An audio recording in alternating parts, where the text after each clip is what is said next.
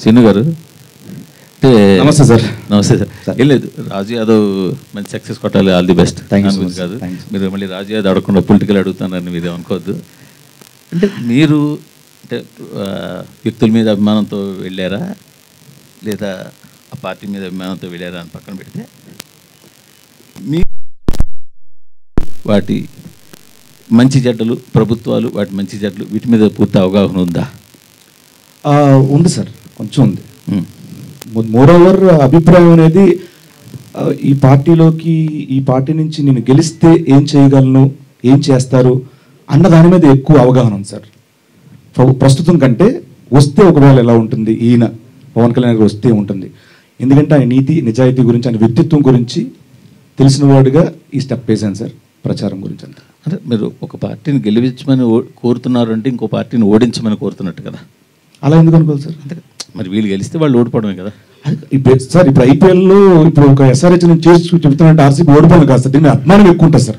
అదే దీని అభిమానం ఎక్కువ ఉంటుంది సార్. నేను కాదనట్లేదు సార్. ఇప్పుడు మీరు జనసేనని గెలిపించండి అంటే మీరు జనసేన మీద అభిమానంతో జనసేన గెలిపించమంటున్నారు, తప్పులేదు.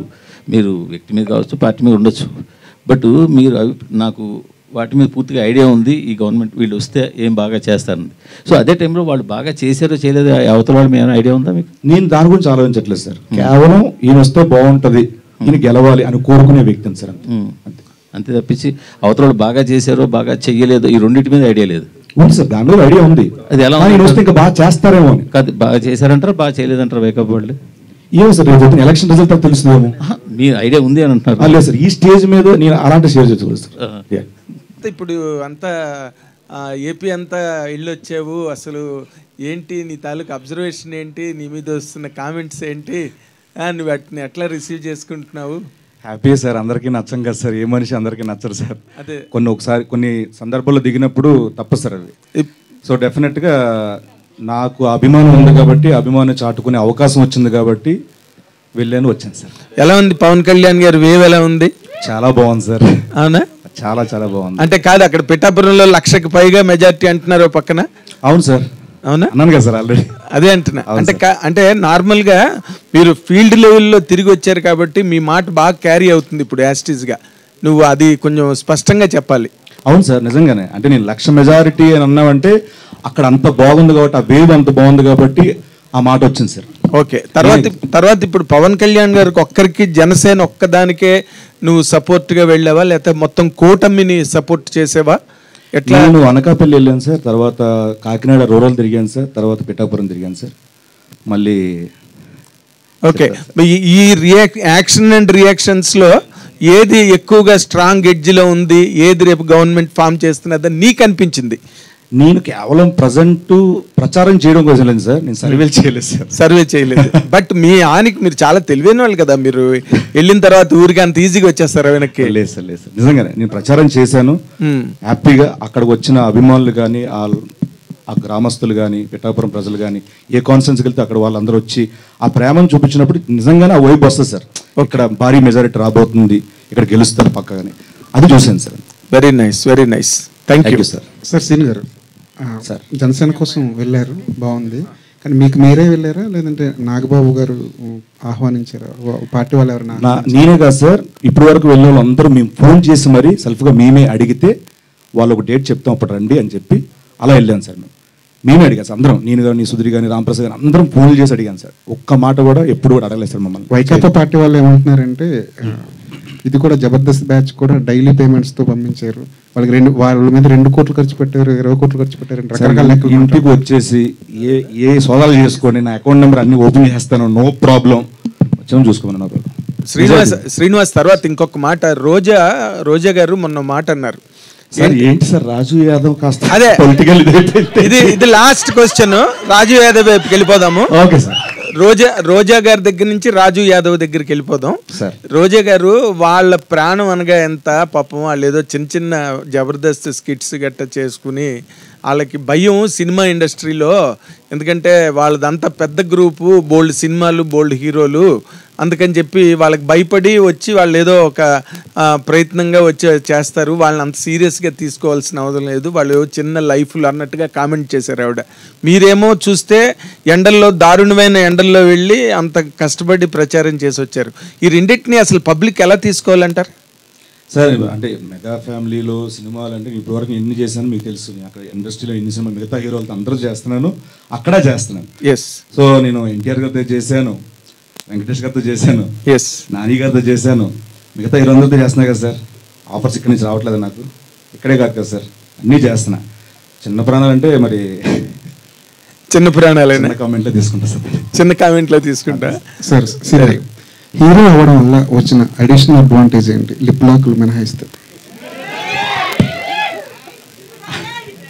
ఒకసారి అడగండి సార్, అర్థం కాల. హీరో అవ్వడం వల్ల వచ్చిన అడిషనల్ అడ్వాంటేజ్ ఏంటి హీరోయిన్తో లిప్ లాక్లు మినహాయిస్తే? నేను హీరోయినే చెప్తా సార్ ఈ క్వశ్చన్ ఆన్సర్. అంతే సార్. ఎందుకు అయితే ఇందులో లిప్ లాక్ ఉంది కదా సార్, దాని గురించి చెప్పండి. అది సినిమా చూస్తే అర్థమవుతుంది సార్, ముందే చెప్పేదానికంటే. ఎందుకంటే అది సినిమాతో చూస్తేనే అర్థం, ముందు రివీల్ చేయలేని ఇది సార్ అది. దానివల్ల సారీ సార్. గారు అయితే కంటిన్యూటీ ఒక క్వశ్చన్. ఈవెంట్ స్టార్ట్ అయినప్పటి నుంచి కూడా లీడ్ రోల్ అంటున్నారు, కానీ హీరో అని ఎందుకు అనట్లేదు?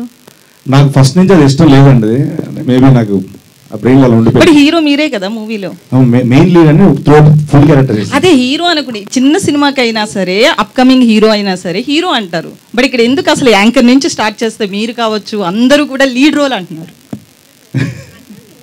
నాకు నిజంగా ఇష్టం లేదండి నాకు. ఎందుకంటే ఇక్కడ ఒక 60 ఏళ్ళు వచ్చిన మోకాలు నొప్పులతో ఉన్నా కూడా, బాడీ సహకరించకపోయినా కూడా, బీపీ షుగర్లు వచ్చిన ఒకవేళ ఆ ఏజ్లో కూడా క్యారెక్టర్లు, కామెడీ క్యారెక్టర్లు చేసుకొని ఒక ఫుల్ లెంత్ ట్రావెల్ చేయాలని నా కోరిక.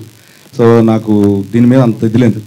కేవలం ఒక మంచి కథ, ఒక మంచి క్యారెక్టర్ ఉంది, దీన్ని చేయకపోతే మిస్ అయిపోతామేమో అని ఒప్పేసుకున్నాను. కృష్ణమాచారి గారు, సీను గారు, ఆల్ ది బెస్ట్ అండి. సార్ నేను మీకు పెద్ద వీరాభిమాని. ఏదైనా క్వశ్చన్స్ అడిగితే సింపుల్ అడగండి సార్. నేను అడగట్లేదు సార్, ఆల్ ది బెస్ట్ చెప్పడానికి మైక్ తీసుకున్నాను. Thank you. All the best చెప్తాను ఇద్దరికి కూడా. మీరు ఇక్కడికి రావడం నిజంగా థ్యాంక్ యూ సార్. సార్ ఎట్లా స్టార్ట్ అయిందండి ఈ జర్నీ మీది? నేను అసిస్టెంట్ డైరెక్టర్గా, అసోసియేట్ డైరెక్టర్గా వర్క్ చేశాను. ఇది డైరెక్టర్గా. ఇది ఎక్కడ జరిగింది కదా, ఇది యథార్థ కదన్న? మహబూబ్ నగర్ సార్. మహబూబ్ నగర్లో. Okay okay. విషయానికి వస్తే, ఏపీ పాలిటిక్స్ విషయానికి వస్తే కనుక స్టార్ హీరోస్ ఎవరు కూడా ఇటు పవన్ కళ్యాణ్ కావచ్చు, మెగా ఫ్యామిలీ సైడ్ ఎవరు కనిపించలేదు మనకి. బట్ ఒక జబర్దస్త్ ఆర్టిస్టులు, చిన్న వాళ్ళందరూ మాత్రం ఫ్యామిలీకి సపోర్ట్గా నిలబడ్డారు. ప్రచారానికి కూడా విష్ణు గారు వెళ్ళారు, సాయిధరం తేజ్ వెళ్తారు. అదే అంటున్నా, మెగా ఫ్యామిలీ తప్ప, క్యాంపెయినింగ్ అవ్వలేదండి. మెగా ఫ్యామిలీ తప్ప ఇప్పటి వరకు కూడా ఒక స్టేట్మెంట్ ఇవ్వడం కావచ్చు, ప్రచారంలో క్యాంపెయిన్లో పాల్గొనడం కావచ్చు, ఎవరు కూడా స్టార్ హీరోస్ మెగా ఫ్యామిలీ కాకుండా ఎవరు వెళ్ళలేదు. సో మీలాంటి వాళ్ళు వెళ్ళారు. రేపు మళ్ళీ వైసీపీ వస్తే మీకు ఇబ్బంది ఉండదా? ఏ ఇబ్బంది నాకు అర్థం కాలేదు. ఎలాంటి ఇబ్బంది అంటారు మీరు చెప్పండి. ఒకవేళ షూటింగ్కి వెళ్ళినప్పుడు కావచ్చు, అక్కడ చాలా మంది వైసీపీ నుంచి కావచ్చు, కొంతమంది గుండాలు కూడా ఉంటారు, చాలా ఇష్యూస్ చూసాం. ఏపీ పాలిటిక్స్ డిఫరెంట్ కదా ఇండియాలో. నేను శ్యామల గారు ఒక ఇంటర్వ్యూ ఇచ్చారు. ఆ ఇంటర్వ్యూలో క్వశ్చన్ అడిగారు, మీరు ఇలా చేయడం వల్ల రేపొద్దున ఆడియో ఫంక్షన్లో మీకు ఏమైనా ఇవ్వకపోవచ్చేమో మెగా ఫ్యామిలీ నుంచి అని అన్నారు. ఆవిడ ఒక ఆన్సర్ చెప్పారు, సేమ్ ఆన్సర్ దానికి అప్లికేబుల్ మీరు అడిగిన క్వశ్చన్కి. నేను వినలేదు, ఇప్పుడు చెప్పండి. మీరు ఒకసారి యూట్యూబ్లో చూడండి. లేదు ఇప్పుడు చెప్పండి. లేదండి, లేదు మీరు చెప్పింది వేరు కదా, ఆయన శ్యామల చెప్పిందే అని నేను ఎలా అనుకుంటాను? ఆవిడ చెప్పారండి, ప్రూఫ్ ఉంది కదా. సో నేనేమంటున్నా అంటే, ఇప్పుడు ఒక పార్టీకి సపోర్ట్ చేసినంత మాత్రాన వీళ్ళని ఆపేదాం, తొక్కేదాం అని అనుకోవడం నిజంగా అది పరిమితి చెందిన ఆలోచన కాదని నా ఇది అభిప్రాయం. ఒకటి ఏంటంటే, ఒక విలేజ్ ఉందో, ఒక విలేజ్లో ఒక ఆటో నడిపే వ్యక్తి ఉంటారు, ఆటో డ్రైవర్ ఉంటారు, అన్న కిరాణా షాప్ ఉంటారు, ఒక ఎరువులు కొట్టు ఉంటుంది, ఇంకోటి వాటర్ ఇది ఉంటుంది. సో వీళ్ళందరూ వృత్తిపరంగా వాళ్ళ వృత్తులు చేస్తున్నా వాళ్ళు ఏదో ఒక పార్టీని అభిమానించో, ఏదో ఒక పార్టీ ప్రచారమో వాళ్ళ ఊళ్ళో తెలిసిపోతుంది. బట్ ఈ ఆటో అని వెళ్ళి కిరాణా షాప్లో కొనుక్కోవడం మానడు, ఆ కిరాణా షాప్ అని వచ్చి ఆటో ఎక్కగా మానరు, వీళ్ళందరూ వెళ్ళి ఎరువుల కొట్లో వ్యవసాయం సంబంధించి మానరు. సో ఇది కూడా అంతే. ఒకవేళ మన సినిమా మంచిదైతే ప్రేక్షకులుగానే వెళ్తారు తప్పించి థియేటర్కి. ఒక రాజకీయ సపోర్టర్గా ఎవరు థియేటర్కి వెళ్ళరండి. అది బాగా నవ్వుతున్న తెలుగు ప్రేక్షకుల విషయం. కృష్ణమాచార్య గారు, బేసిక్గా యానిమల్ సినిమాకి హర్షవర్ధన్ గారు సూపర్ స్కోర్ ఇచ్చారు, one of the major asset అది. సో ఈ సినిమాకి ఆయన మ్యూజిక్, అదే సాంగ్స్ ఇచ్చారు, ఆ మ్యూజిక్ వచ్చి సురేష్ బొబ్బిలి గారు చేశారు.